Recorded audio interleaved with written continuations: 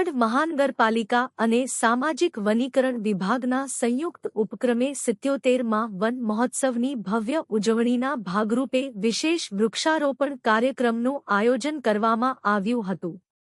આ પ્રસંગે રાજ્યના કાયદો અને ન્યાયતંત્ર મંત્રી કૌશિક વેકરિયા ખાસ ઉપસ્થિત રહ્યા હતા। કાર્યક્રમ દરમિયાન મંત્રીશ્રીએ પર્યાવરણના જતન અને વૃક્ષોના મહત્વ વિશે વિસ્તૃત સમજ આપતા જણાવ્યું હતું કે વન મહોત્સવના માધ્યમથી નાગરિકો પોતાના શહેરો, ગામડાઓ, શેરીઓ તેમજ ઘરના આંગણામાં વધુને વધુ વૃક્ષો વાવી તેમનું જતન કરે તે અનિવાર્ય છે। આ ઉજવણીમાં ધારાસભ્ય Sanjay કોડિયા, mayor Dharmesh પોશિયા, deputy mayor આકાશ કટારા, સામાજિક વનીકરણ તથા વન વિભાગના ઉચ્ચ અધિકારીઓ, કર્મચારીઓ તેમજ શાળાના બાળકો મોટી સંખ્યામાં સહભાગી થયા હતા। જૂનાગઢ મહાનગરપાલિકાની અંદર 77માં વન મહોત્સવની સૌને હૃદયની શુભકામના પાઠવું છું।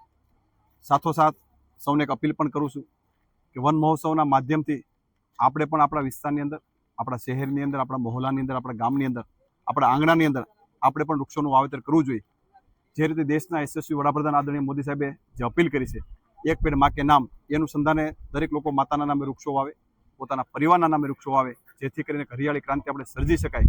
એ પ્રકારની ઝુંબેશની અંદર આપણે બધાએ પણ જનભાગીદારી સાથે આમાં જોડાવવું જોઈએ, જેથી કરીને હરિયાળી ક્રાંતિ આપણે સર્જી શકવી। એ પ્રકારનું વાતાવરણ જો આપણે નિર્માણ કરશું, કારણ કે આપણે ભૂતકાળ જોયો છે, જ્યારે કોરોનાનો સમય હતો, જ્યારે માણસ ઓક્સિજન માટે ભટકતો હતો, ઓક્સિજન મળતું નહોતું, એ પ્રકારની પરિસ્થિતિમાં એક વૃક્ષ એક એવું વસ્તુ છે કે વૃક્ષ એક એવું જતન આપણે કરીએ, વૃક્ષના કારણે આપણે અનેક હજારો લોકોને વૃક્ષ પોતે ઓક્સિજન આપે છે, તદ્દન ફ્રીમાં ઓક્સિજન મળતું હોય, ત્યારે આપણે પણ આપણા વિસ્તારની અંદર મોટા પ્રમાણમાં વૃક્ષારોપણ કરો, એ વાત સૌને અપીલ કરું છું, સૌને વિનંતી પણ કરું છું। સામાજિક વનીકરણ વિભાગ જૂનાગઢ આજનો 77મો મહાનગરપાલિકા કક્ષાનો વન મહોત્સવની ઉજવણી આપણે જૂનાગઢમાં જાવિયા સ્કૂલિંગ સિસ્ટમ ખાતે ગોઠવવામાં આવેલી છે।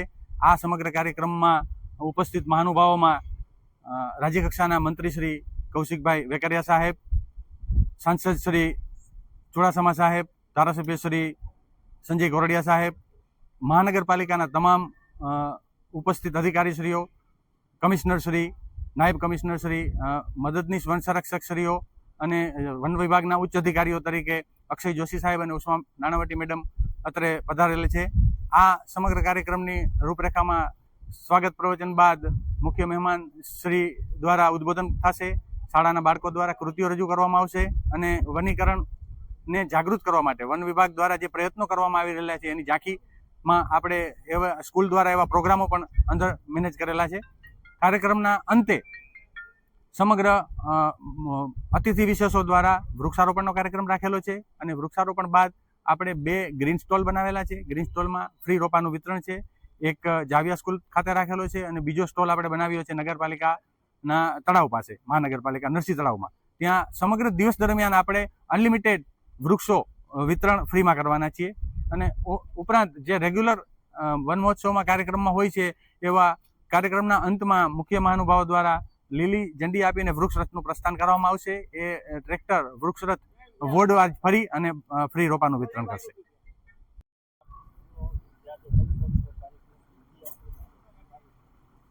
આજે 77મો મહાનગરપાલિકા કક્ષાનો વન મહોત્સવ જાવિયા સ્કૂલિંગ સિસ્ટમ ખાતે જે ઉજવાઈ રહ્યો છે, એમાં ખાસ કરીને આજે અમે એ સંદેશ, અમારા બાળકોએ એ સંદેશ આપ્યો છે કે દરેક વ્યક્તિએ માં કે નામ એક પેડ વાવવું જોઈએ। અમારા દરેક બાળક એક માં કે નામ વૃક્ષ વાવે છે અને એનું જતન કરે છે। 2025માં પણ અમે એક પેડ માં કે નામ આ સ્લોગન નીચે દરેક બાળકે વૃક્ષનું રોપણ કર્યું હતું અને એમનું જતન કરવાનું વચન આપ્યું હતું। આમ આપણા આ જે અસ્થિર પ્રકારનું જે વાતાવરણ છે, આપણો જે એટમોસ્ફિયર છે, એમાં વૃક્ષનું વાવેતર કરવું ખૂબ જ જરૂરી છે। આપણે જોઈ રહ્યા છીએ કે આ ગ્લોબલ જે ક્લાઇમેટની અંદર ચેન્જ આવી રહ્યા છે અને એ માટે ખૂબ મહત્ત્વની વાત છે કે વૃક્ષારોપણ થવું જોઈએ અને એનું જતન પણ થવું જોઈએ। જાવિયા સ્કૂલિંગ સિસ્ટમના જે બાળકો છે, એણે 1200 બાળકોએ વૃક્ષનું રોપણ કરી અને એમને જાળવવાનું વચન આપ્યું છે। Thank you.